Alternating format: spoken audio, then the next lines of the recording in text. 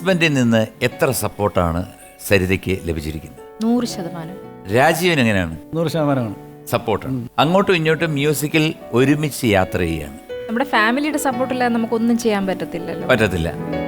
അപ്പൊ അങ്ങനെ എന്തായാലും രണ്ടുപേരും സ്റ്റേജിൽ വെച്ചാണ് കണ്ടുമുട്ടുന്നത്. സ്റ്റേജിലാണ്.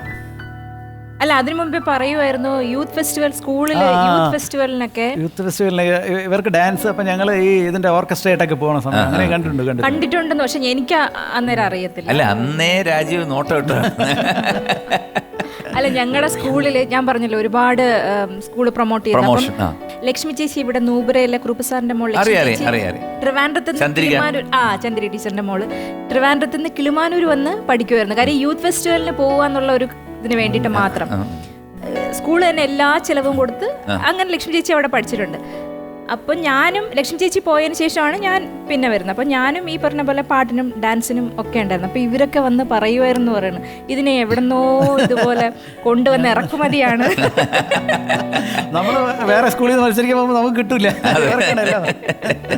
രാജീവ് നേരത്തെ പറഞ്ഞല്ലോ മ്യൂസിക് ഡയറക്ഷൻ ചെയ്ത ചിത്രത്തിൽ ആദ്യം പാടിയ ഞാൻ സത്യത്തിൽ ഓർമ്മയില്ല. സരിതയ്ക്ക് ഓർമ്മയുണ്ടോ പാട്ട്? എനിക്ക് ഓർമ്മയുണ്ട്, കാരണം ഞാനാണ് അതിന്റെ ട്രാക്ക്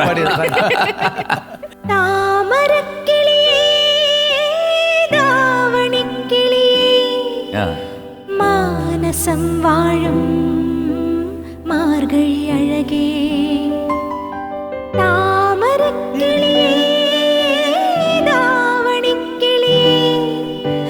മാനസം വാഴും മാർഗഴി അഴകേ എന്നുടെ കോവിൽ ദേവത നീ എന്നോട് അങ്ങനെ ഒരു പാട്ട്. തമിഴാണ് അതിന്റെ ലിറിക്സ്. പൂവച്ചൽ സാർ എഴുതിയതാണ്.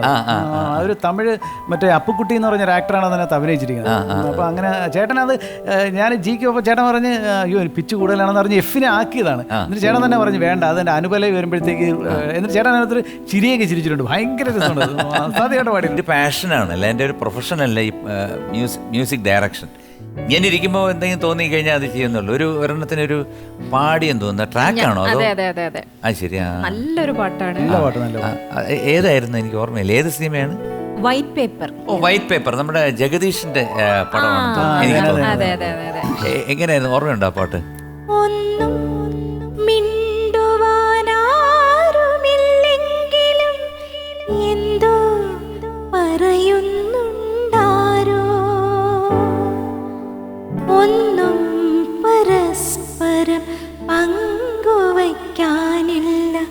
എങ്കിലും കൂടെയുണ്ടാരോ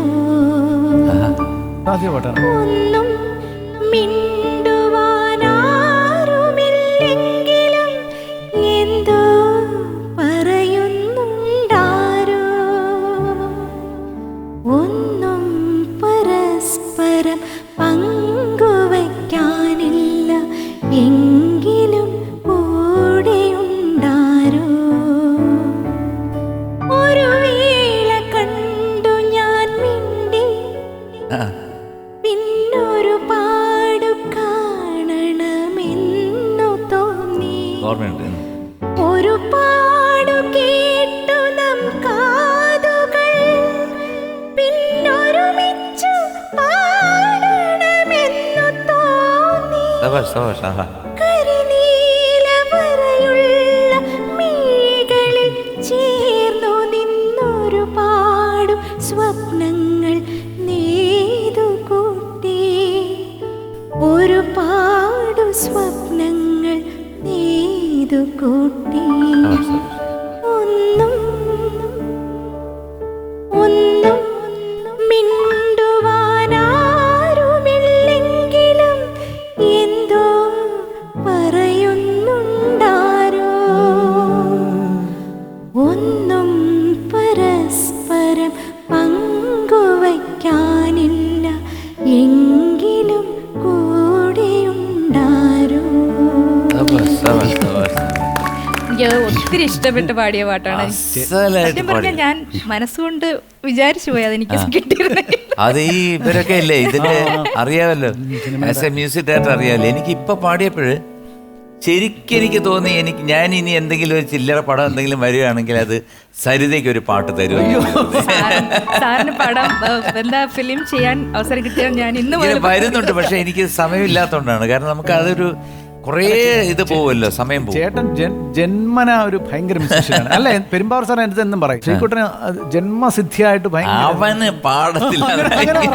ഇങ്ങനെ പറയും എപ്പോഴും പറയും. അയ്യോ, ഇത് ഓർമ്മിച്ചതിനും ഇത്ര മനോഹരമായിട്ട് പാടിയതിനും ഹാറ്റ്സ് ഓഫ് ടു യു. അസലായിട്ട് പാടിയ. അല്ല, ഞാൻ ഈ സമയത്ത് ഞാൻ ഹേമചേട്ടനാണ് ശരിക്കും പറഞ്ഞാൽ എന്നെ ആ പാട്ട് പാടാൻ വേണ്ടിയിട്ട് ഇങ്ങനെ he was a real artist. അതെ. അപ്പൊ അങ്ങനെ പാടാനുള്ള ആ അവസരം തന്നത് ഹേമചേട്ടനാണ്.